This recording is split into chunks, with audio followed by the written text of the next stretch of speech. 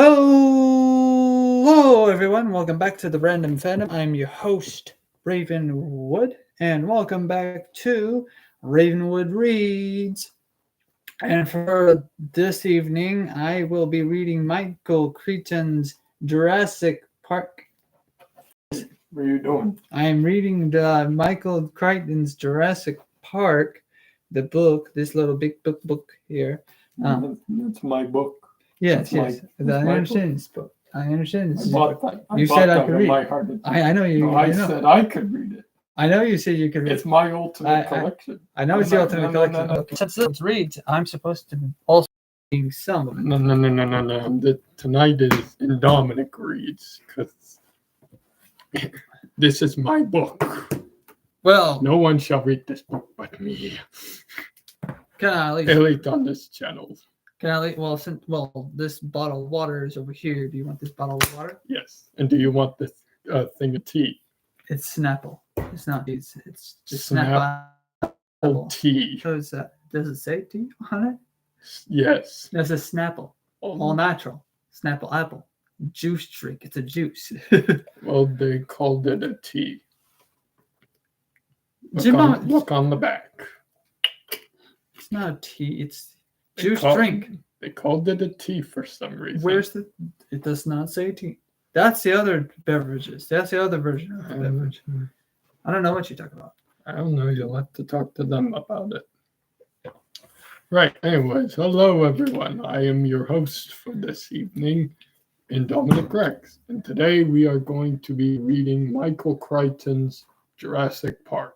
We're not going to bother with the Lost World today. Because, that's an entirely separate book. I initially agreed. Joining me for this read along is RavenWood, although he's not going to be featured much in this. So to the rest of you, he may as well be dead. No, listen. I initially agreed with you that. So let's begin the read. That we would both read this. Okay. Just to give you a nice little overview. Don't worry. You did something. They can see it. This is what the map of Isla Nublar looks like in the original for Jurassic Park. So this is the map. This camera needs to work with me here. No, okay. You just bring it a little bit closer, right there. There you go. See, that's the map. That's the map. I'm the map. Nobody's saying that. Fine. How about this? You can read the introduction, and I'll read the next part. No.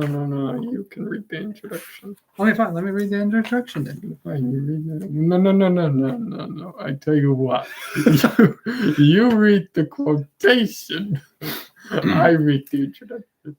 Reptiles are abhorrent because of their cold body, pale color, cartilage. What's that? I can't. Cartilage. We're not even in the introduction yet. You're fumbling over the word. It's a big word. I've never read it before. I don't casually read a lot of cartilaginous skeleton. Cartilaginous skeleton. Cartilage. Cartilage. Skeleton. I have an illiterate brother. No, I know for a fact I read it this once. Cartilaginous. Viewers, thank you. Cartilaginous skeleton, filthy skin, fierce aspect, calculating eye, offensive smell, harsh voice, squalid habitation, and terrible venom. For a second there, I almost thought that said women. So I was like, terrible women. Hey, yo. Okay, anyways. Wherefore, their creator has not exerted his powers to make many of them. Linnaeus in 1797. You cannot recall a new form of life. Aaron Chargaff, 1972. Introduction. Let me show you how a real pro reads. Okay, I just never stumbled upon that word cartilaginous. Will be cartilaginous. Yeah, cartilaginous. All right. Introduction to Jurassic Park, the InGen incident. Strap yourselves in for this one, boys. Girls, hold on to your boyfriends. Boyfriends, hold on to your girlfriends. It's going to be a nefariously bumpy ride. Although he may die halfway through it, so no great.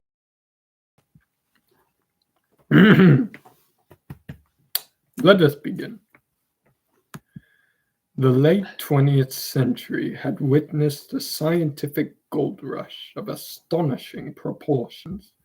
The headlong and furious haste to commercialize genetic engineering.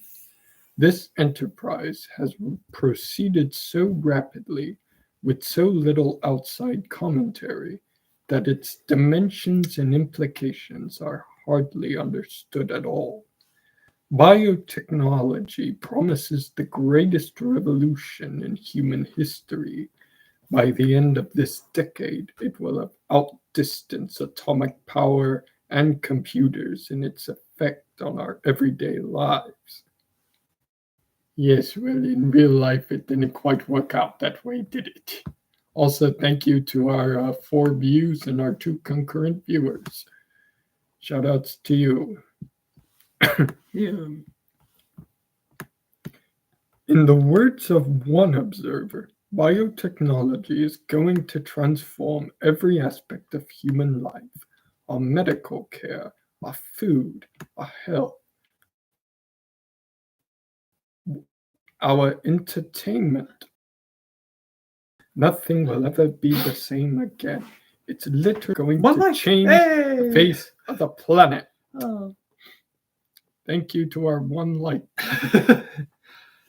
But the biotechnology revolution differs in 3 important respects from past scientific transformations. First, it is broad-based. America entered the atomic age through the work of a single research institution at Los Alamos, for those of you who didn't know that.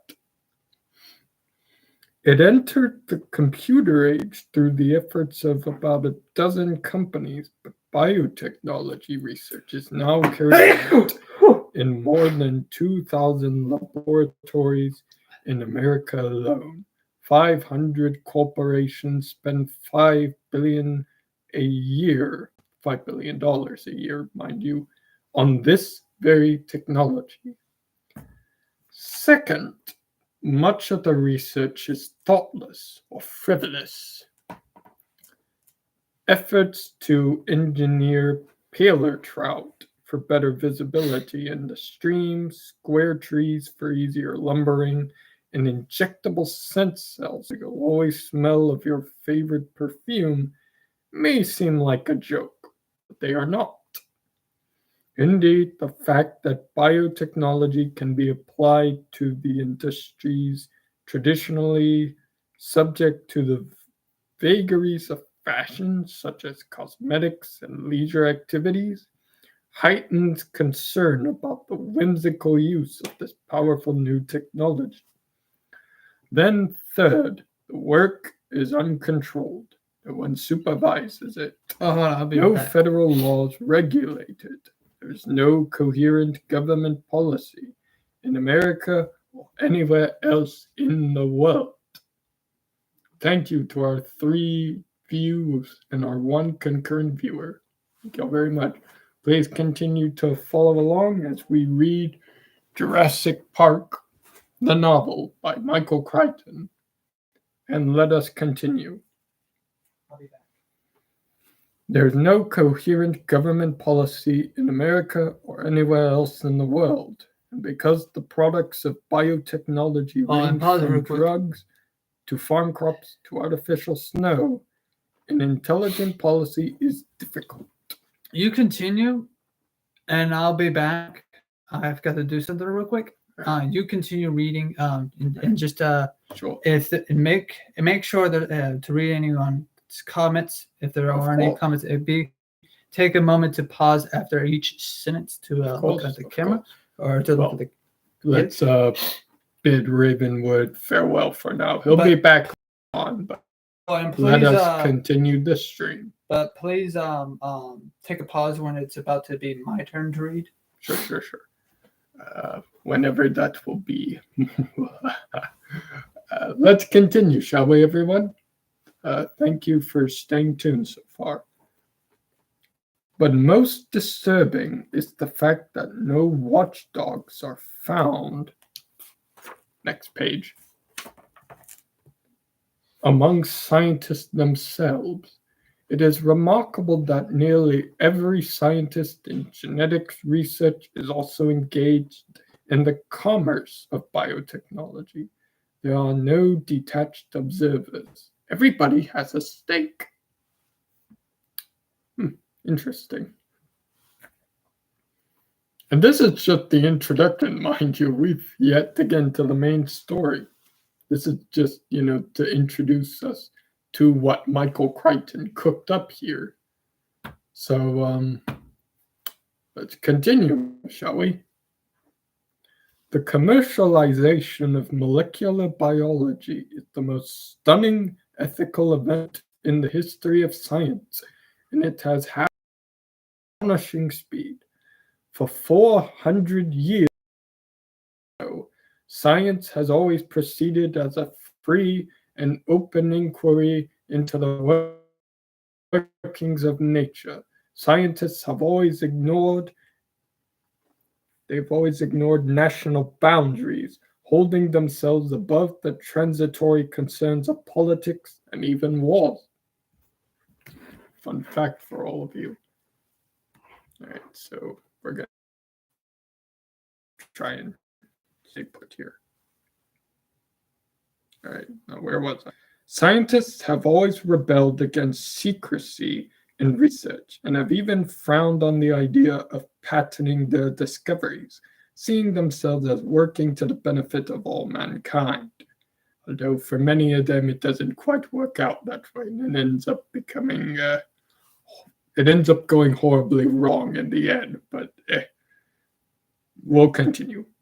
Thank you to our 6 views and our 1 concurrent viewer. Thank you very much, and I hope you'll continue to stick with us as we continue reading Jurassic Park. And for many generations, the discoveries of scientists did indeed have a peculiarly selfless quality. When in 1953, 2 young researchers in England, James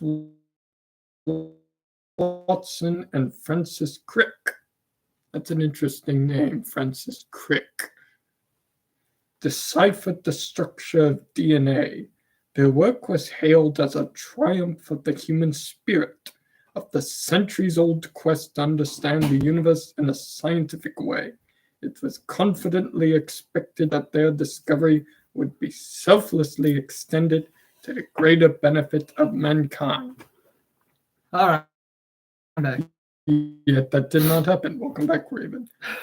30 years later, nearly all of Watson and Crick's scientific colleagues were engaged in another sort of enterprise entirely. Research in molecular genetics had become a vast, multi-billion-dollar commercial undertaking, and its origins can be traced not to 1953, but to April 1976. That was the date of a now famous meeting in which Robert Swanson, venture capitalist, approached Herbert Boyer, a biochemist, at the University of California. Oh, how the mighty have fallen. Just so that they can see him. Okay. The 2 men agreed to found a commercial company to exploit Boyer's gene splicing techniques. Their new company, Genentech,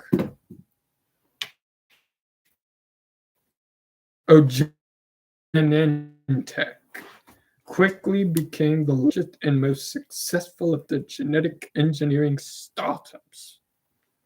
Suddenly, it seemed as if everyone wanted to become rich. Greed.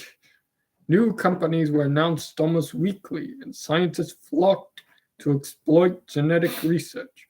By 1986, at least 362 scientists, including 64 in the National Academy, sat on the advisory boards of biotech firms.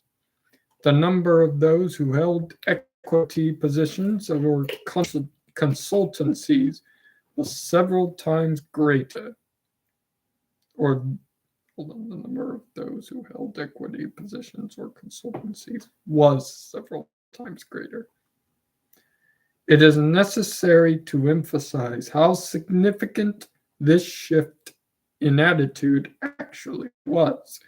In the past, pure scientists took a snobbish view of business. They saw the pursuit of money as intellectually uninteresting, suited only to shopkeepers, and to do research for industry even at the prestigious Bell or IBM labs was only for those who couldn't get a university appointment. So, in other words, people got real attitude of pure scientists was fundamentally critical towards the work of, and whenever debate arose about technological matters, disinterested scientists were available to discuss the issues at the highest levels, spared no expense. But that is no longer true. There are few molecular biologists and very few institutions of paleo research was conducted in secret. The actual incident occurred in the most remote region of Central America, and fewer than 20 people were there to witness it. Are you seriously on your phone? No. You need to pay attention. Well, yes, I was just paying attention on I was just paying attention to It's hard to find good help with these people. I'm paying attention. I was just trying to also multitask at something else as well. I was listening to this. Of those, only a handful survived. Even at the end, when International Genetics Technologies, or INGEN for short, filed for Chapter 11 protection in United States bankruptcy court in San Francisco on October 5th, 1989, the proceedings drew little press attention. It appeared so ordinary. INGEN was the third small American bioengineering company to fail that year, and the seventh since 1986. Few court documents were made public since the creditors were Japanese investment consortia, such as Hamagiri and Densaka, companies which traditionally shun publicity. To avoid unnecessary disclosure, Cowan, Swain, and Ross, counsel for INGEN, also represented the Japanese investors. And the rather unusual petition of the vice consul was heard behind closed doors. So, off the record, saying that within a month, the problems of INGEN were quietly and amicably settled. Just the problems, or what they mean is the inconveniences, right? Yeah. Parties to that settlement, including the Distinguished Scientific Board of Advisors, signed a non-disclosure agreement, and none will speak about what happened. Many principal figures in the INGEN incident are not signatories and were willing to discuss the remarkable events leading up to those final 2 days in August 1989 on a remote island off the west coast of Costa Rica. No. Now we begin the real story. So thank you to everyone who stuck with us through the introduction so far. Now let us begin the real story of Jurassic Park. Now, can I read at least like a page? Can I read this part here? You're the introduction. I can read this part here. All right. Well, hold on. It is All right. Chat. Do you think we should give him a chance? We don't have a live chat here at the moment. Well, if you think we should give Raven a chance to read the vlog, let us know if anybody is still watching this. There's not. There's no audience at the moment. There's not going to be an audience. There was a few views, a few concurrent viewers, right. and one person who liked this. So if they comment below, we'll give them what, like the benefit of the doubt. No, we'll give them like 2 minutes to respond. So let's talk about this introduction. What exactly happened here in this introduction? In summary, in summary, the introduction explains to us what exactly the introduction of basically genetic engineering, how it was introduced into the world, how it became kind of like a gold rush, how everybody wanted in on it at first. It became a monopoly at first, but then over time people started losing interest in it. And to keep it alive, to keep the industry alive, Engine tried to produce a miracle that led to the incident that took place on an island off the coast of Costa Rica on August 1989. So that's introducing us to the behind-the-scenes lore of Jurassic Park. Stuff you might not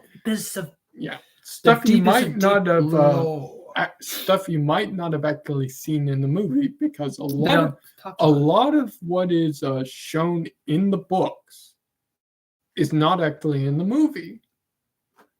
That being said, we're going to start reading the book now. Let's also remind the audience that this type of reading is very graphic imagery. Viewer discretion is advised. At Jurassic Park, or listener discretion. Discretion is advised. There is a lot of dark imagery in this book, compared to the movie. Well, imaginary. There's blood and gore and all kinds of stuff. I advise you to listen at your own discretion, because there is a lot of stuff in here, like children getting eaten, or limbs being thrown, dinosaurs murdering everyone. You could just say that instead. Right. Well, I tell you what, since there are 2 people watching right now, thank you very much. I hope you'll continue to watch with us as we continue through the story of Jurassic Park by Michael Crichton. We're gonna let Raven read the prologue, Bite of the Raptor, and we will pick up the story from there once he's done with the prologue. The tropical rain fell in drenching sheets, hammering the corrugated roof of the clinic building, roaring down the metal gutters, splashing on the ground in torrent. Roberta Carter sighed and stared out the window. From the clinic, she could hardly... Oh, Roberta Carter. There's another Carter. Okay. I don't know. I thought it was like... What's the other Carter? The Carter that was in the film. What was his name?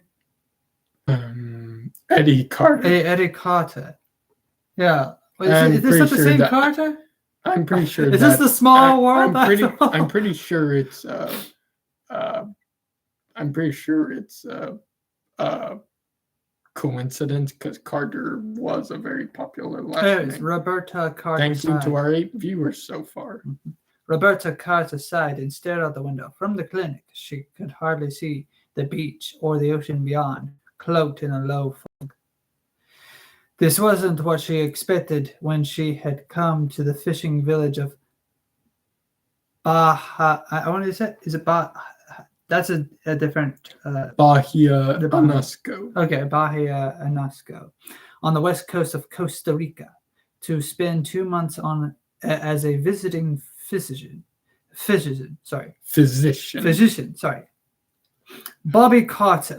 Another Carter. There's Roberta Carter and Bobby Carter. Unless Bobby is short for Roberta, right?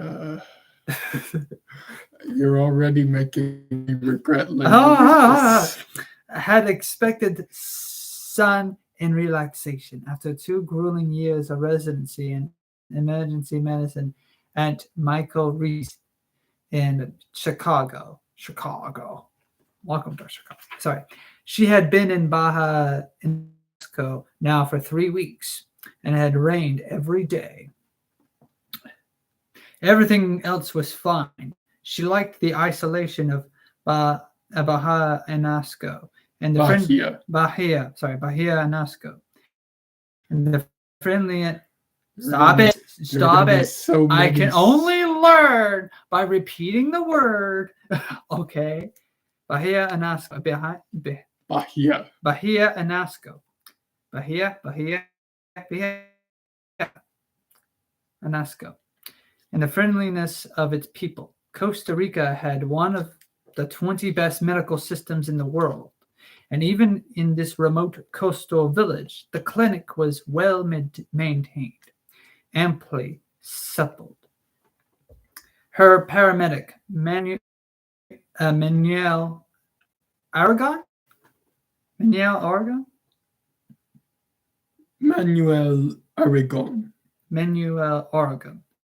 was intelligent and well-trained. Bobby was able to practice a level of medicine equal to what she had practiced in Chicago. But the rain!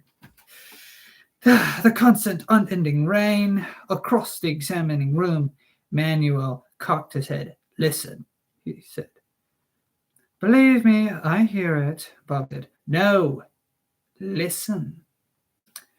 And then she caught it. Another sound blended with the rain. Oh, this is kind of getting creepy. Yeah, I'll take No, it says blended with the rain. A deeper rumble that built and emerged until it was clear. The rhythmic thumping of a helicopter. Okay, so she thought they can't be flying in weather like this. I want to tell a joke, but that's a little too soon. Anyways, but the sound built steadily, and then the helicopter burst low through the ocean fog and roared overhead, circled, and came back. She saw the helicopter swing back over the water near the fishing boats, then ease sideways to the rickety wooden dock and back toward the beach. I was initially thinking it was the raptor that that was going to be nearby. Too soon for that. Soon for that. So I was like, that's why the joke is like, oh no, it's the raptor, not a helicopter. They think it's a helicopter. Anyways. Baby, I'm right. This is what I get for having a brother who's never read the book before now. Oh, okay. Let me read it. Okay. Read then. Okay.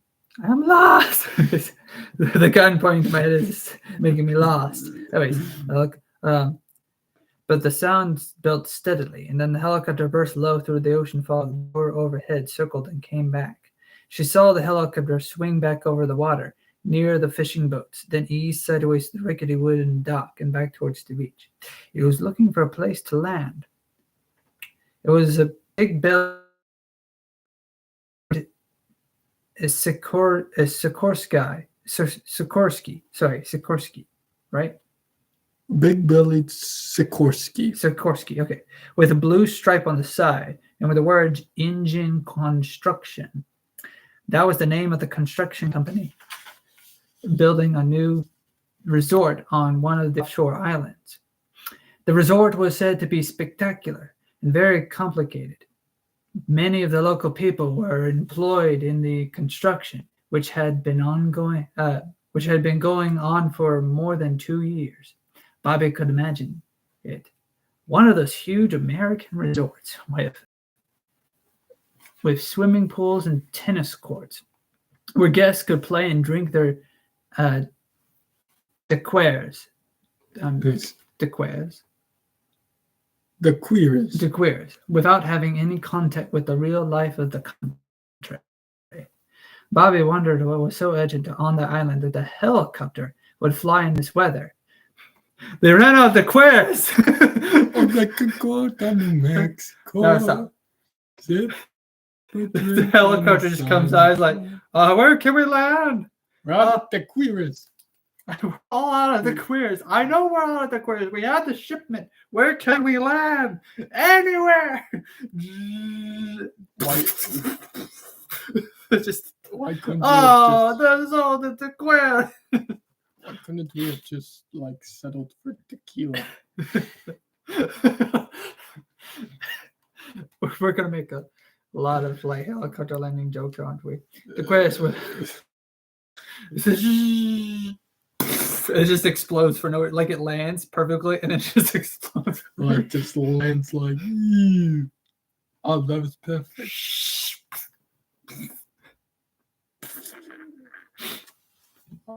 Anyways, okay.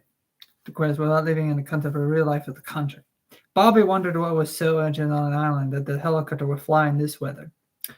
Through the windshield, she saw the pilot exhale in relief as the helicopter settled onto the wet sand of the beach. Clearly, he's been doing this a lot. Uniformed men jumped out and flung open the big side door. Just okay, sorry. Flung open the big side door. She heard frantic shouts in Spanish, and Manuel nudged her. They were calling for a doctor.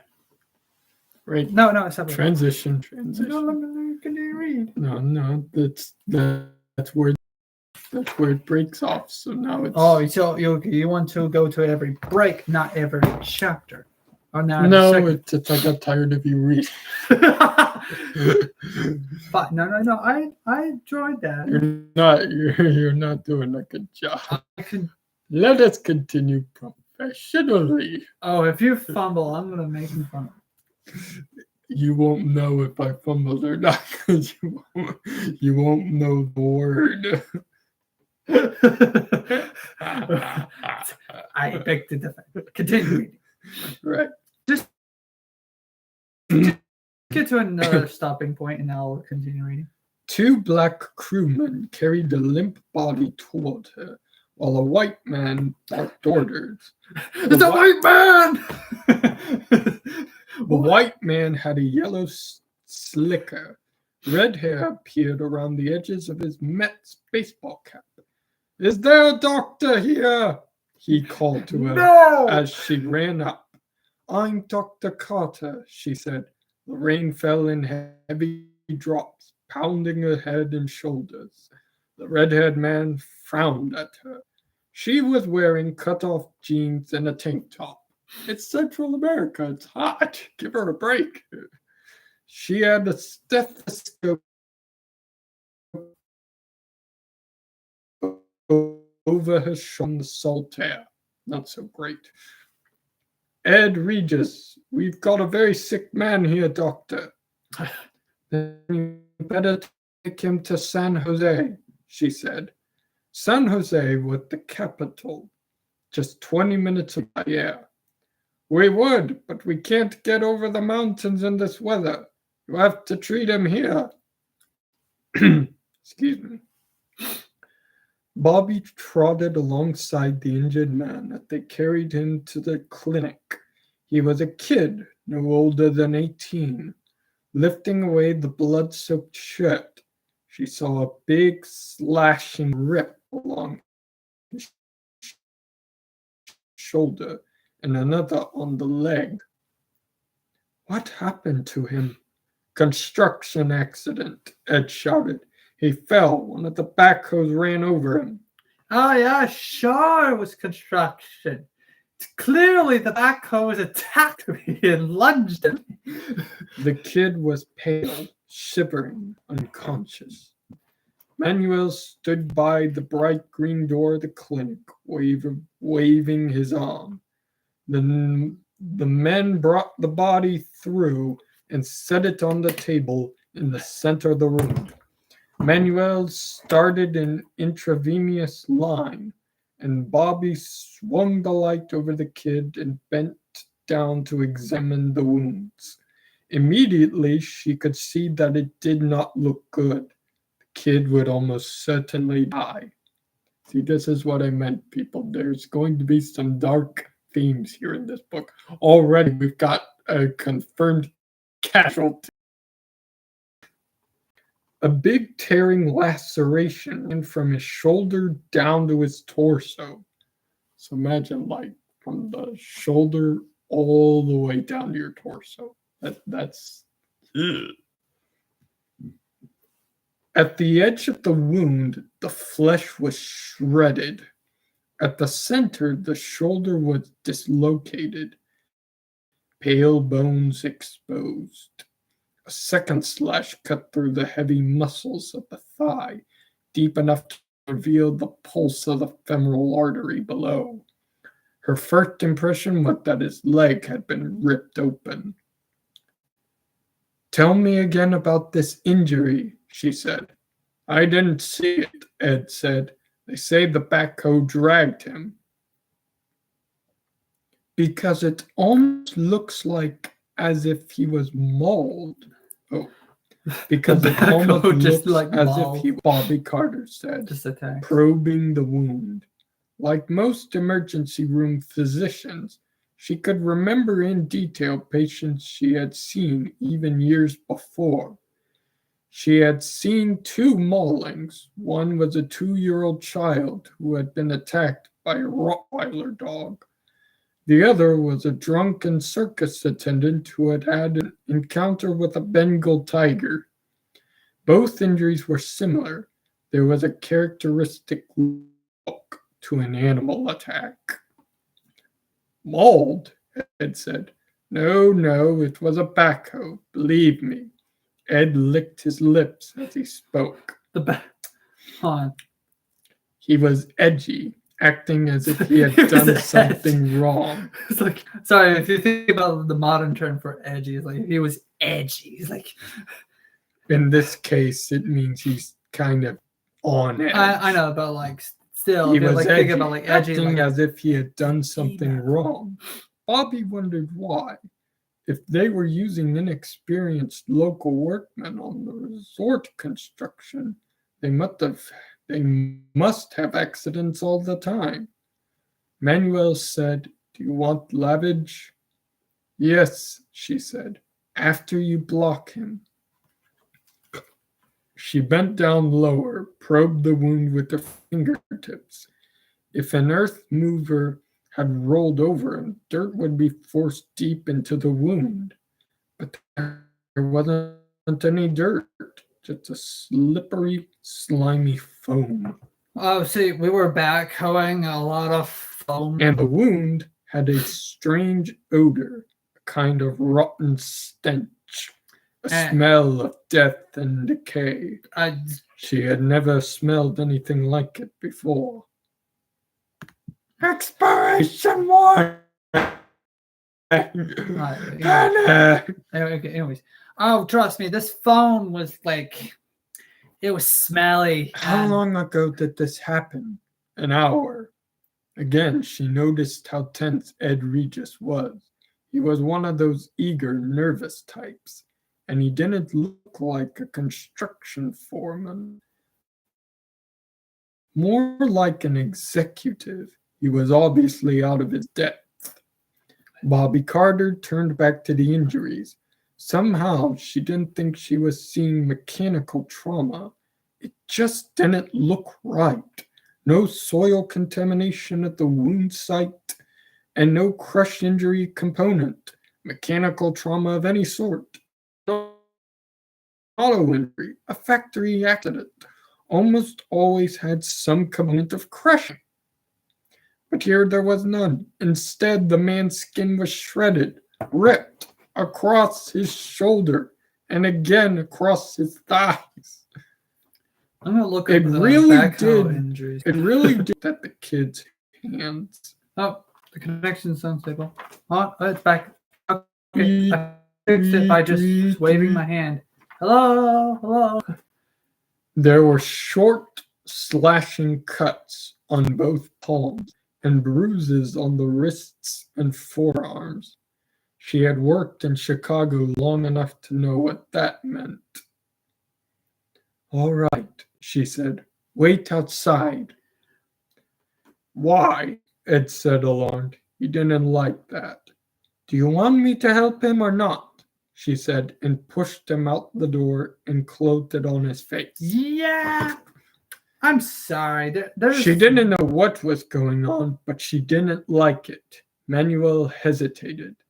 I continue to wash. Yes, she said. She reached for little Olympus point and shoot. She took several snapshots at the injury, shifting her light for better view. Where are you? An Olympus point and shoot, by the way, is a type of camera. No, I mean, where are you? For all you photographers. I'm right here. To Bobby frowned No. When I get to here, that's an actual break in the text. Okay, fine. All right, fine. All right, fine. It's my book. I make the rules here. I titled it RavenWood Reads with Indominant Rex. That's right. You read with me.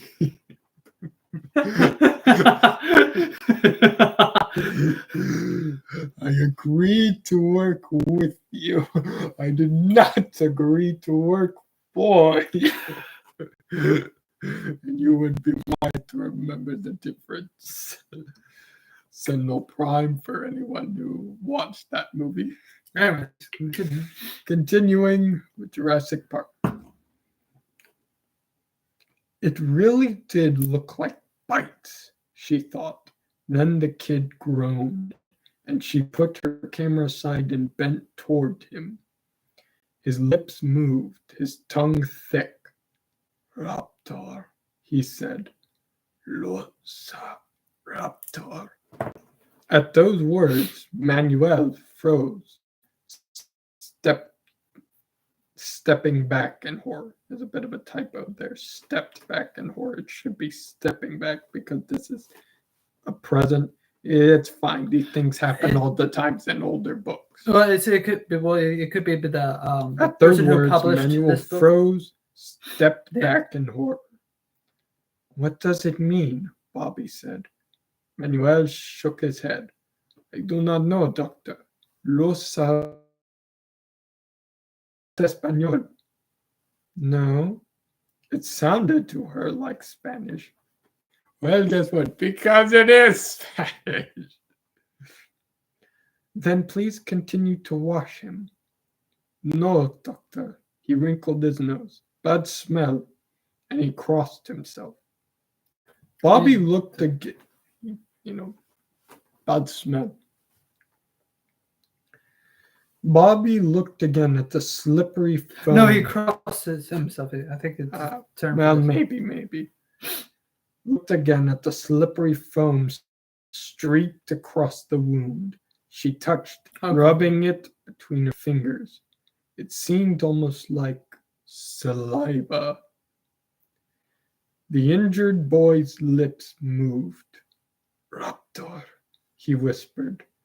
In a tone of horror, Manuel said, it bit him. What bit him? Raptor. What's a raptor? Yeah, no, cross is the... Yeah. It means rupia. Bobby frowned. The Costa Ricans were not especially superstitious, But she had heard the Hupia mentioned in the village before. They were said to be night ghosts, faceless vampires who kidnap small children.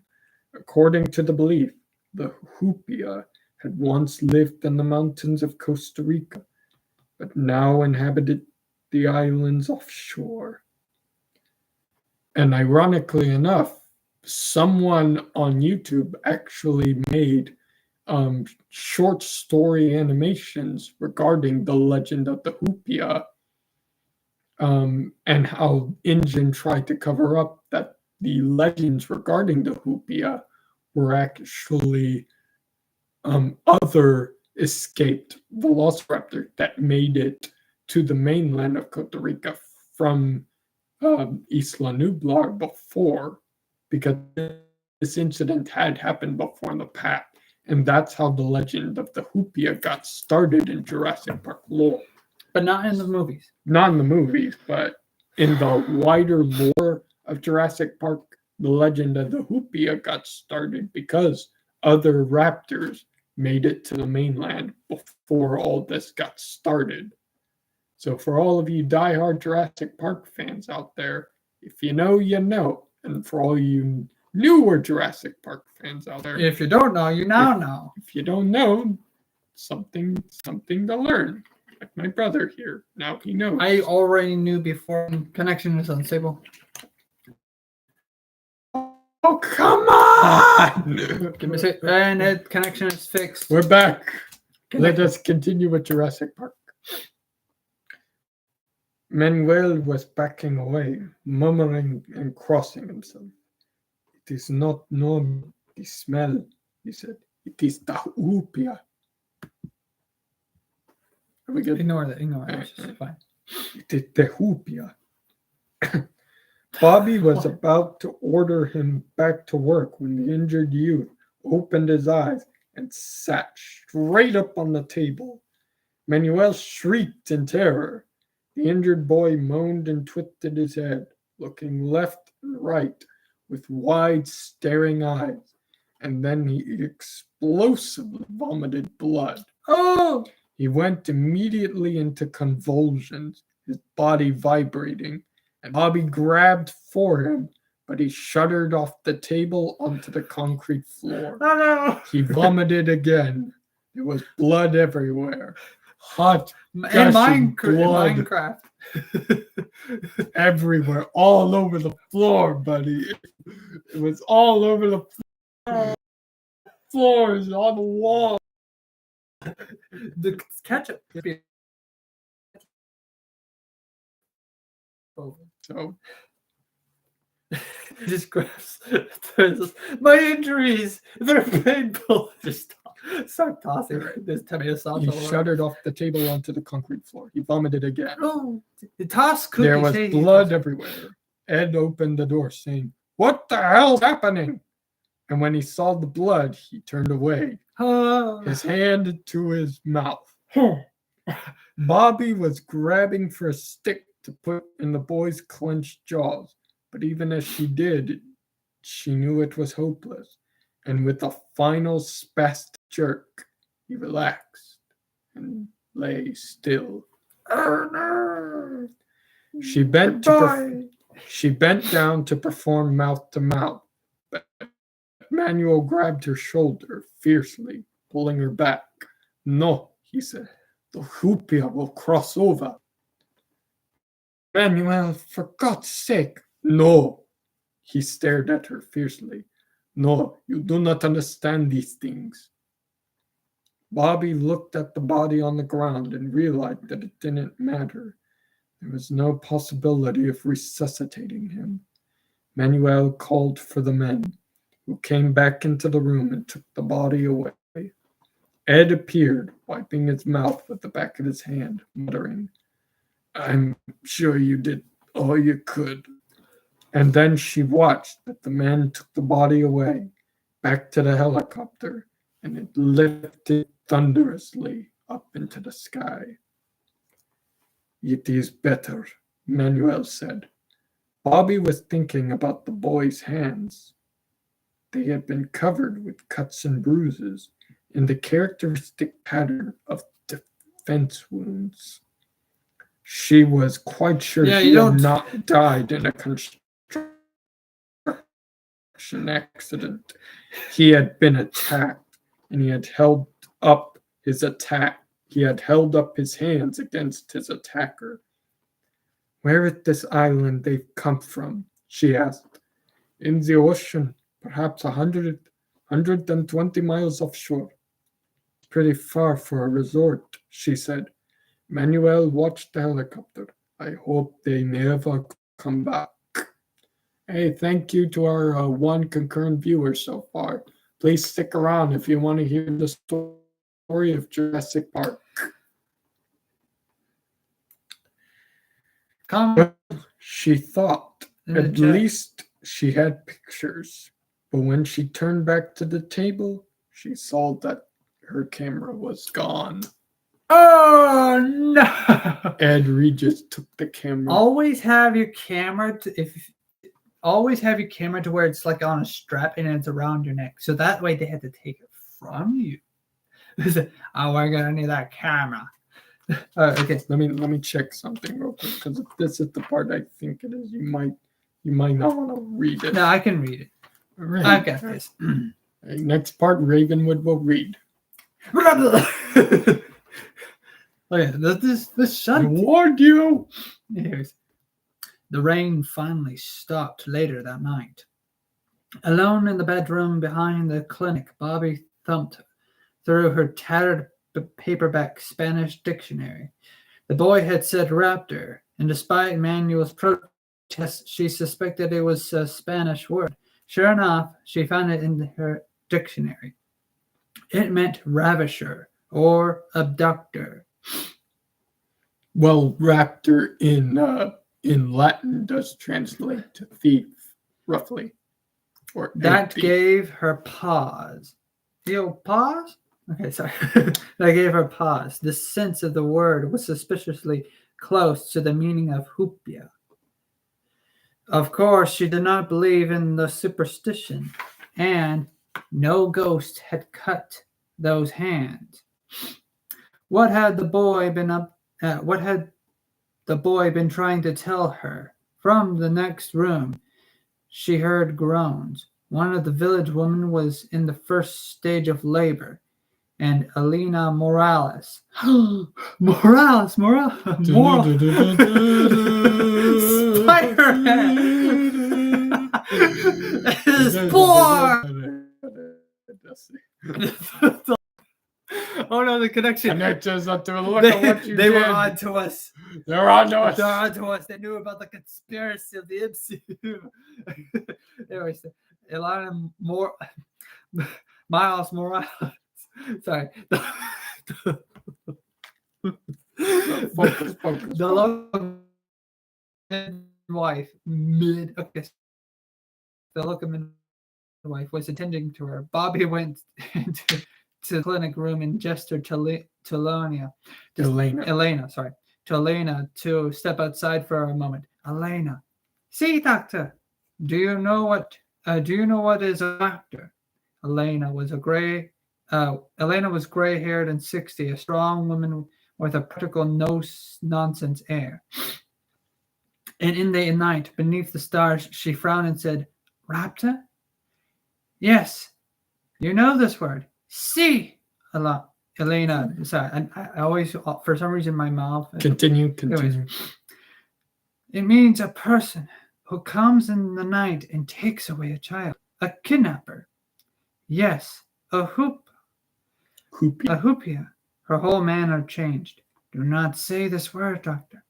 Why not? Do not speak of hoopia now, Elena said, firmly nodding her head toward the groans of the laboring women.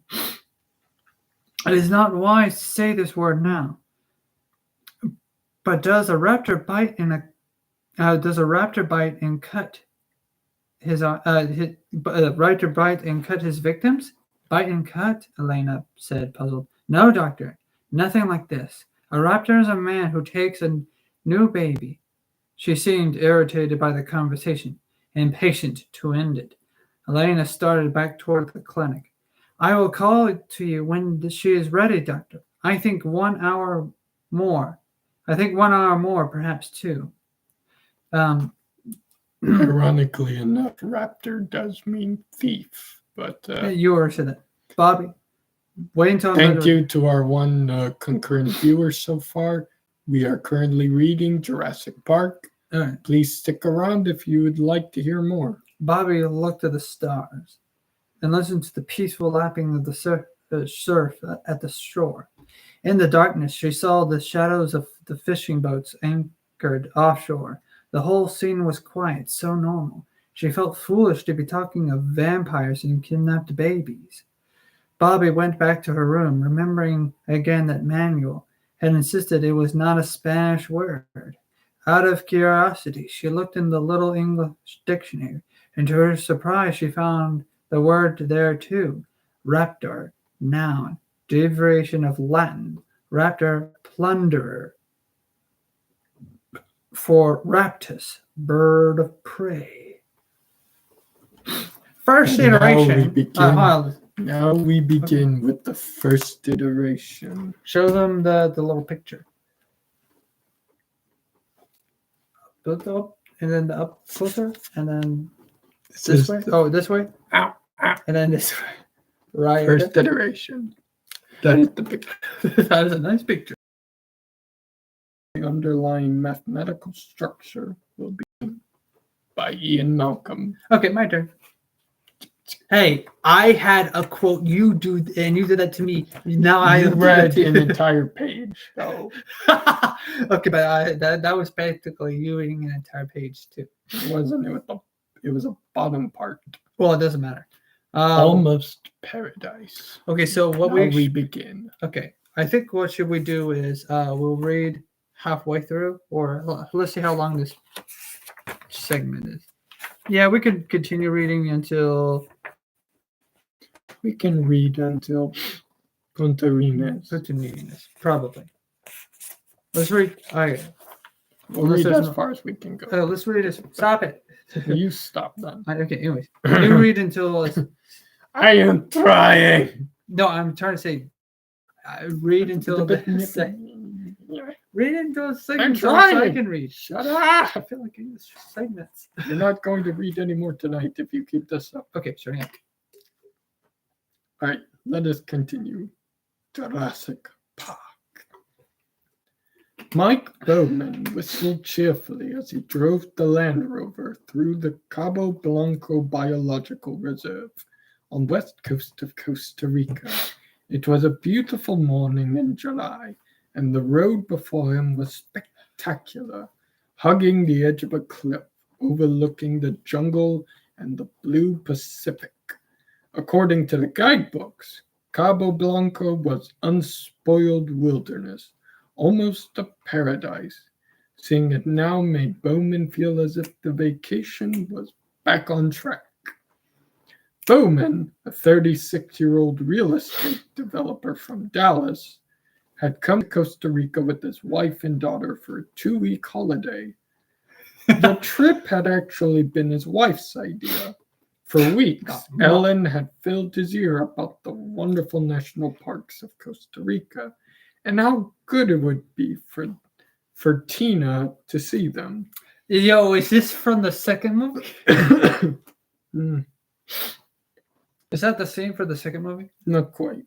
Because then when they arrived, it turned out Ellen had an appointment to see a plastic surgeon in San Jose. That was the first Mike Bowman had heard about the excellent and inexpensive plastic surgery available in Costa Rica, and all the luxurious private clinics in San Jose. Of course, they'd had a huge fight. Mike felt she'd lied to him, and in a way she did. And she had. All right.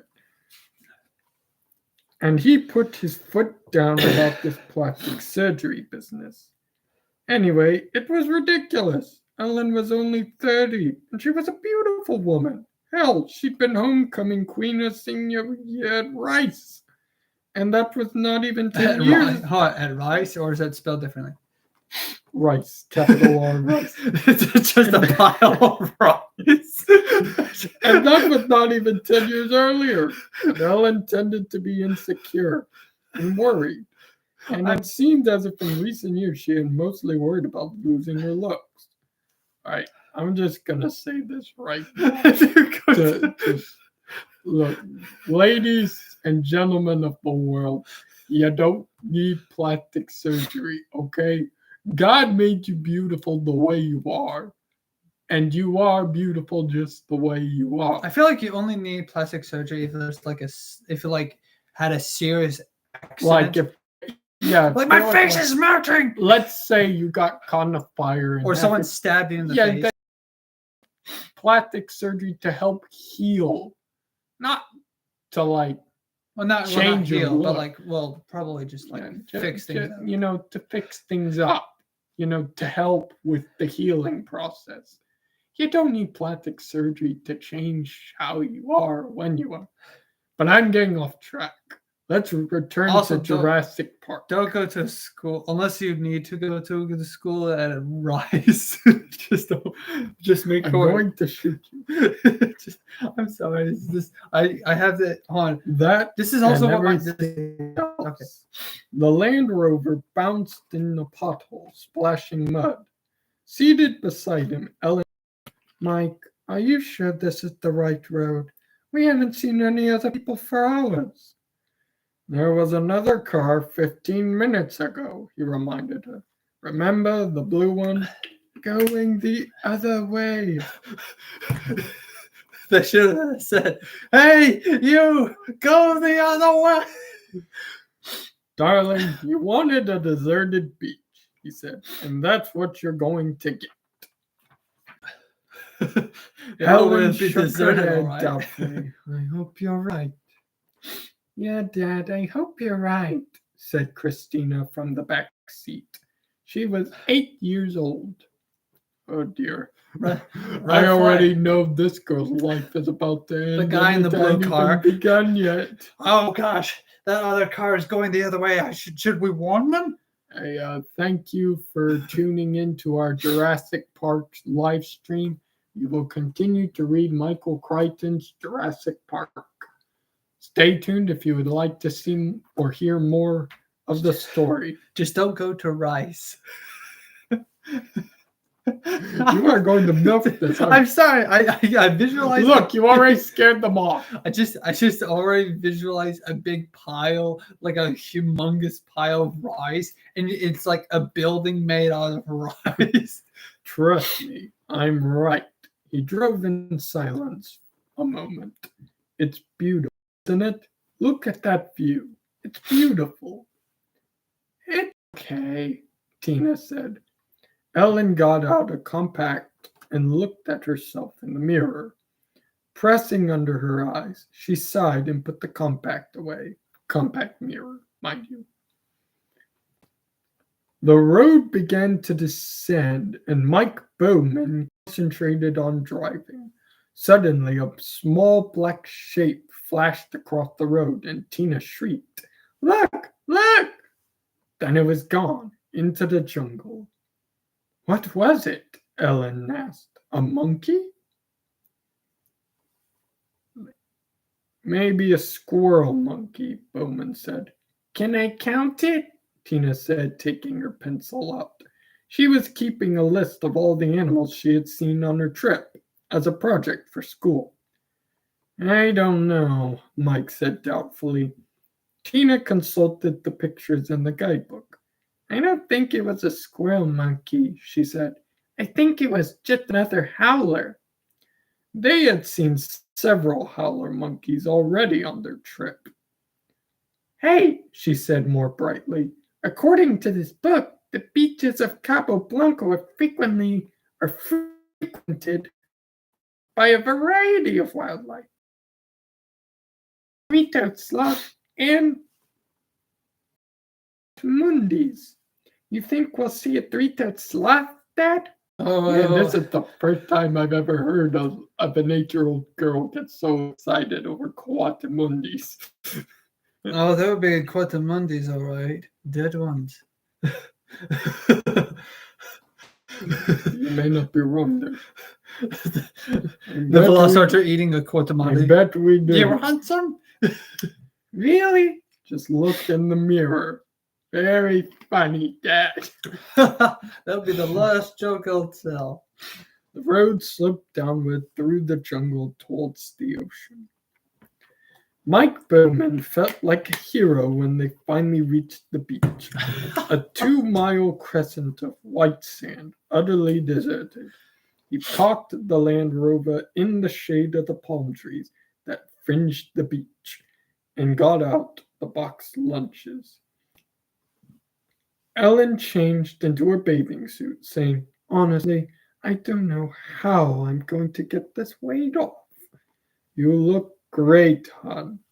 Actually, he felt that she was too thin, but he had learned not to mention that. Can we get to the break of the Okay, video? so if a woman is worried about her weight and the husband is concerned she's not eating enough, that might say something about the woman's insecurities. It might say something. Tina was already running down the beach. "Don't forget you need your sunscreen," Ellen called. "Later," Tina shouted over her shoulder. "I'm going to see if there's a sloth."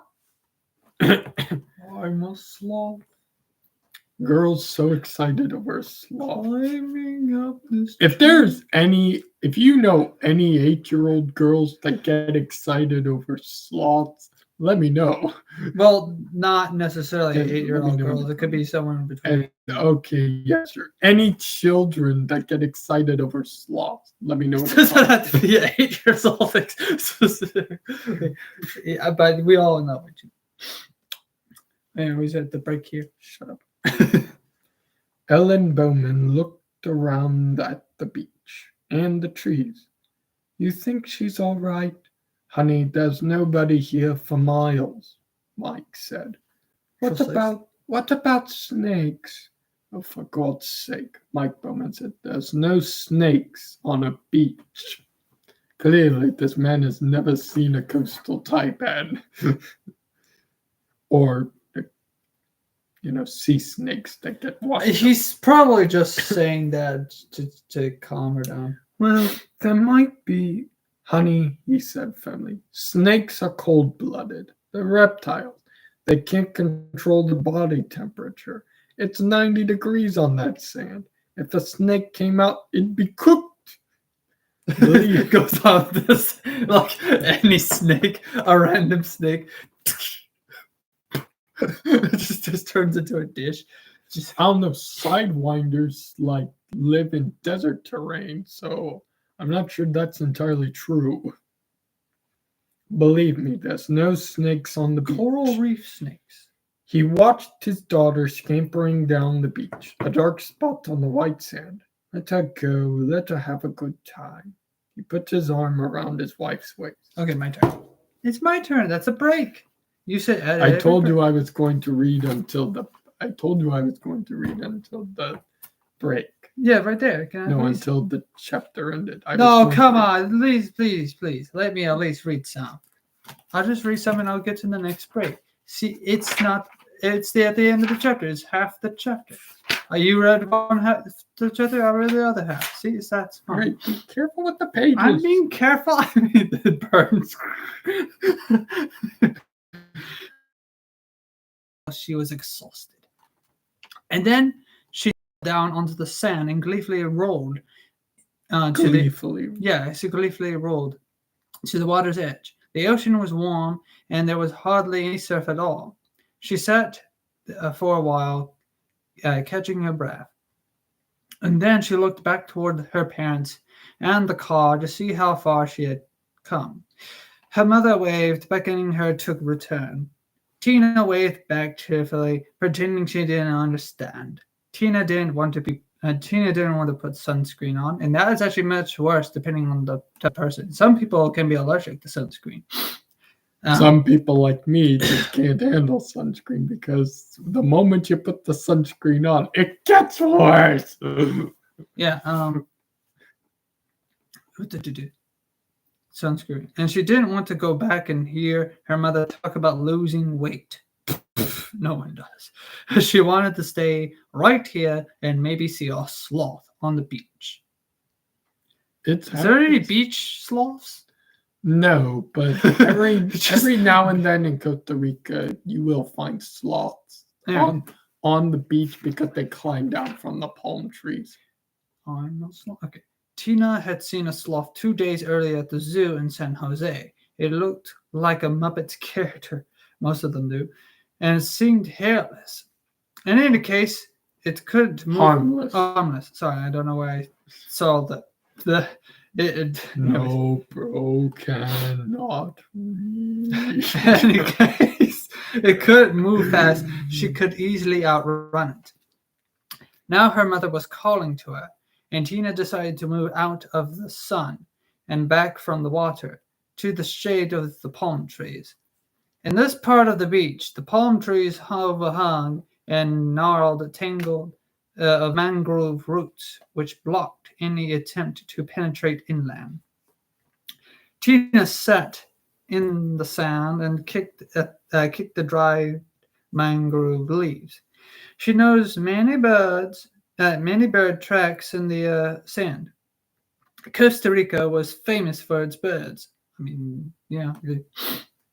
The guidebook said there were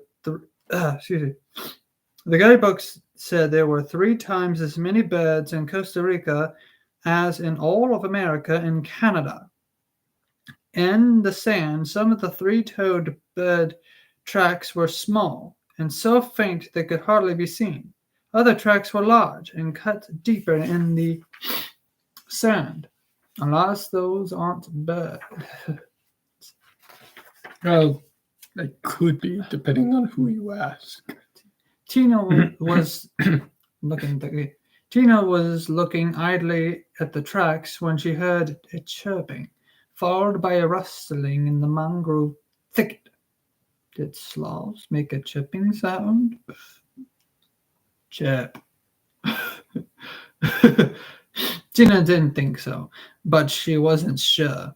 The chirping was probably some ocean bird. She waited quietly, not moving, hearing the rustling again. Finally, she saw the source of the sounds. A few yards away, a lizard emerged from the mangrove roots and peered at her. Yeah, this is the scene from the beginning of The Lost World. You. I didn't say you were wrong. I just didn't want to spoil it. Tina held her breath. Just hold something. Just hold it. A new animal for her list. She has a hit list. The lizard stood up on its hind legs, balancing on its thick tail, and stared at her. Almost a foot tall, dark green with brown stripes along its back. Fairy. Okay, sorry. Its tiny front legs ended in little lizard fingers that wiggled in the air. The lizard cocked its head and as it looked at her. Tina thought it was cute. It's a fairy. Sort of like a big salamander. She raised her hand and wiggled her fingers back. The salamander is like, the lizard wasn't frightened. It came toward her, walking upright on its hind legs. It was hardly bigger than a chicken. And like a chicken, it bobbed its head as it walked. Tina thought it would make a wonderful pet. She noticed that the lizard left 3-toed tracks and looked exactly like bird tracks. The lizard came closer to Tina. She kept her body still, not wanting to frighten the little animal. She was amazed that it would come so close, but she remembered that this was a national park. All the animals in the park would know that they were protected. This lizard was probably tame. Maybe it even expected her to give it some food. Unfortunately, she didn't have any. Slept. Well, unlike the Fool. movie. Unlike the movie. Fool, There was. you She are had the some one with food. food. You are the food. The lizard paused, cocked its head, and chirped. Sorry, Tina said. I just don't have any. Then, without warning, the lizard jumped onto her outstretched hand. Tina could feel its little toes pinching the skin of her palm, and she felt the surprising weight of the animal's body pressing her arm down. And then the lizard scrambled up to her arm toward her face. That was the break. Let me finish the That was the paragraph. break. Let me No. finish the paragraph. You said toward the break. This the You break is said the end toward of the the paragraph. break. The end of the chapter here. Five. I will finish that chapter. Five. Bad. You just want to read this gruesome scene. Yeah. There should be a tally. There should be a tally of how many people will get gruesome scenes. You get one, and I just wish I could see her, 0. Ellen Bowman said, squinting in the sunlight. That's all, just see her. I'm sure she's fine, Mike said, picking through the box lunch packed by the hotel. There was an appetizing grilled chicken, some kind of a meat-filled pastry. Not that Ellen would eat any of it. You don't think she'd leave the beach? Ellen said. No, hon, I don't. I feel so isolated here, Ellen said. I thought that's what you wanted, Mike Bowman said. I did. Well, then, what's the problem? I just wish I could see her, is all, Ellen said. That's what all parents want. They just want to be able to keep an eye on their children to make sure they're safe. So children, appreciate your parents while you still can. Then from down the beach, carried by the wind, they heard their daughter's voice. She was screaming. Then from the D's carried by they Their- heard Their daughter, the D there was cut off. See? Oh, okay. It just looks like laughter's, but they're laughter's voice. The D there was cut off by the print. Again, You have to really narrow your I know. eyes. Again, it looks like it's saying the laughter's voice. And now we've made it to chapter 2, Punta-Arenas. And is where we leave it off. That's where we'll leave it off for tonight. We could keep going, but however, we don't have all the time. Yeah, we already made it through the introduction and chapter 1. We can call it there for tonight's stream. We'll pick up where we left off in the next stream. So thank you everyone so much for joining us tonight for this session of RavenWood Reads, even though today it was all about me reading. So thank you for joining me on Indominic Reads, Mike Crichton's Jurassic Park with RavenWood. So we hope you'll tune in for our next stream. Thank you everyone so much for watching. We appreciate each and every one of you. If you haven't already, be sure to hit the like button, subscribe, and hit the notification bell so you won't miss a beat here on the Random Fandom, and you'll be able to keep up with all of our posts. And make sure you leave a comment down below. Let us know if you enjoy more content like this, and we may be persuaded to do something more in the future.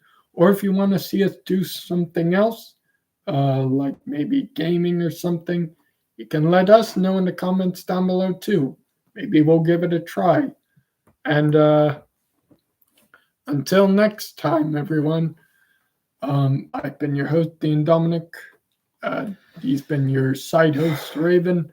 And yeah, until next time, we tip our hats to you.